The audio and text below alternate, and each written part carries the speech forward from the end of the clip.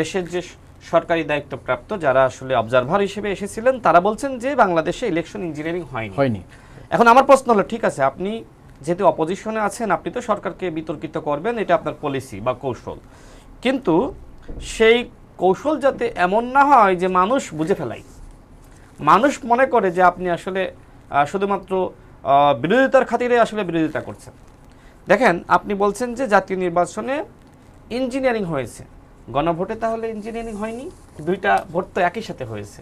তার মানে আপনাকে বলতে হবে যে ইঞ্জিনিয়ারিং আসলে টোটাল নির্বাচনে হয়েছে। যদি আপনি বলেন যে ইঞ্জিনিয়ারিং হয়েছে, মানে একটা যেটা আপনার সাথে যায়, পক্ষে যায়, হ্যাঁ, সেটা আপনার ইঞ্জিনিয়ারিং হয়নি, আর একটা ইঞ্জিনিয়ারিং হয়েছে, সেটা আসলে বলা আসলে এক ধরনের বাতুলতা।